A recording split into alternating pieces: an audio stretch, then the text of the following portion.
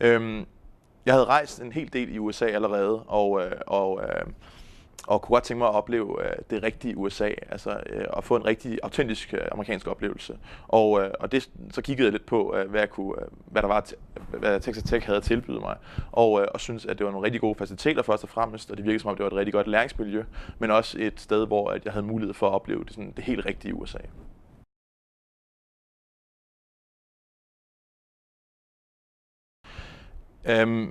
Mit indtryk først og fremmest, at professorerne og underviserne har været utrolig godt. De er alle sammen utrolig professionelle og er meget imødekommende og åbne over for ikke bare dig som ny studerende, men over for alle studerende. Der er en åben dørspolitik, som betyder, at man til enhver tid kan komme og banke på sin professors eller sin undervisers dør og med et spørgsmål eller med noget, man har nogle bekymringer om. Og det betyder, at der er et helt andet læringsmiljø, hvor det er de studerende, der er i fokus, og det betyder, at man altid har mulighed for at komme og vende nogle problemstillinger, enten de så er mere faglige eller de mere personlige. Men derudover så er der også en utrolig stor supporterende enhed tilknyttet universitetet, som betyder, at man har IT-problemer eller andre administrative problemer, så er de der til at hjælpe dig næsten 24 timer i døgnet, og det har været virkelig, virkelig fedt.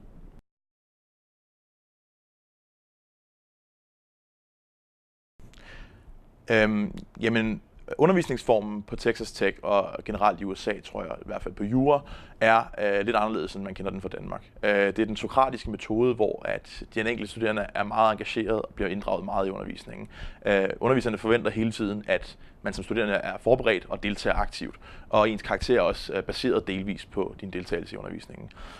Det har nogle fordele, synes jeg, fordi man som studerende føler sig mere engageret og aktivt inddraget i undervisningen, og det gør bare, at et klasserums, eller hvad hedder sådan noget, at klasseundervisningen bliver mere et aktivt læringsmiljø, end det jeg kender, eller det jeg er vant til hjemmefra.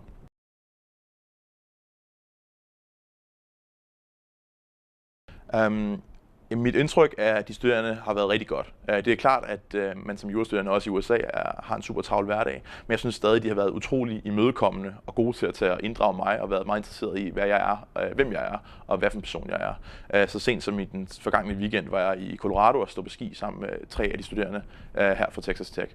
Og de har alle sammen bare helt generelt været utrolig interesseret i, hvor jeg kommer fra og hvad jeg kan og hvem jeg er. Så det har været rigtig godt.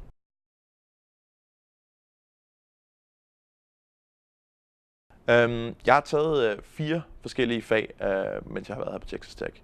For det første har jeg taget introduktion til amerikansk ret, som er et fag, som udelukkende tilbydes til internationale studerende.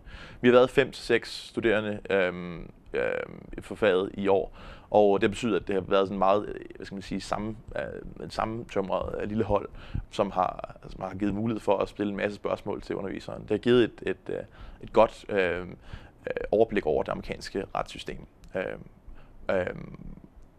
Og en introduktion til hele det amerikanske retssystem.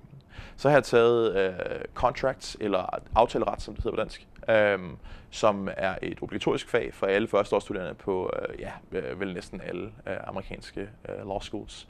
Det har været spændende, fordi jeg jo havde 2 aftaleret hjemme i Danmark for 4 år siden, og så har det på en måde givet mig en komparativ tilgang til tingene. Jeg kunne se, hvor forskellene ligger i forhold til amerikansk og dansk aftaleret. Og det har været spændende, fordi jeg har lært nogle nye ting om amerikansk aftaleret, men også fordi jeg har lært en hel masse nye ting om dansk aftaleret rent faktisk. Så har jeg taget International Business Transactions, eller det har været et fag, der har fokuseret på, hvordan det er, når man, hvilke udfordringer der er forbundet med at handle internationalt, og hvilke muligheder det giver os, når man handler, altså sender varer over grænser. Det har været et rigtig spændende fag, fordi det er noget af det, jeg også interesserer mig rigtig meget for derhjemme, og det er noget af det, jeg måske godt kunne tænke mig at arbejde med i fremtiden. Til sidst, men ikke mindst, har jeg taget et fag, som hedder Negotiations, eller forhandling. Og det har været sådan et mere praktisk fag, som har fokuseret meget på træning af praktiske øvelser i løbet af året. Der har været ret meget forberedelse med at øve sig til de her forhandlinger, som vi har foretaget hver uge. Men jeg synes også, at jeg er blevet en meget bedre forhandler, og jeg tror i høj grad, det er noget, jeg kan bruge som advokat senere i livet. Og det er også spændende, fordi det er det første sådan, mere praktiske fag, som jeg nogensinde har taget, mens jeg har læst jura. Så jeg har været rigtig glad for mine fag, og de har givet mig et anderledes billede på, hvordan det er også at læse jura, i hvert fald i andre lande.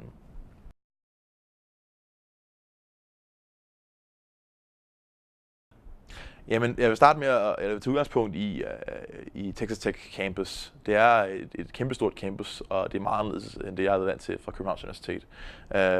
I København er universitetet spredt ud over det hele, og her har vi et af landets største campusområder. Og det er sådan lidt ligesom en by i byen selv. Altså, når man går rundt på campus, så kommer man rundt til forskellige fakulteter, og de studerende vandrer fra klasser eller fra time til time rundt omkring på campus. Der er restauranter, der er sportsfaciliteter, tennisbaner, fodboldbaner og alt muligt andet. Men en helt særlig oplevelse, som jeg har haft, og som jeg synes at noget af det væsentligste at bide mærke i ved Texas, det er amerikansk fodbold.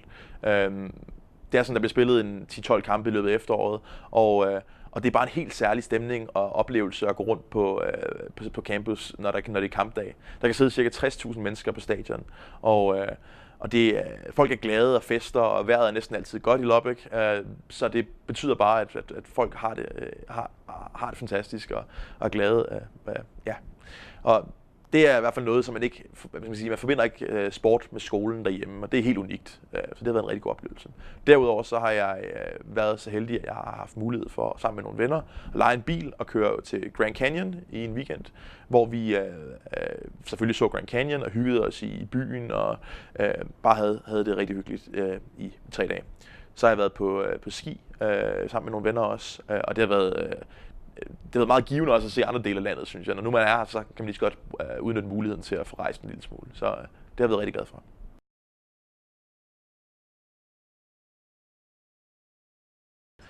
Jamen, jeg vil springe ud i det, gør det.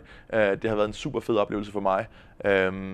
Jeg har haft mulighed for at lave en masse ting, som jeg ligesom har nævnt uden for skolen, som at dyrke sport. Jeg har spillet på et fodboldhold på law school, og jeg har haft mulighed for at møde en hel masse søde mennesker, som har ville gøre rigtig mange ting for mig, og har taget mig med ud og møde andre mennesker, og taget med ud og se andre steder, som har været helt unikt. Et godt råd er bare at være åben over for nye oplevelser og nye mennesker, og også deres måde at leve på, og deres syn på tilværelsen. Og så får man rigtig meget igen, synes jeg. Det har været meget givende og meget hjælpsomt for mig.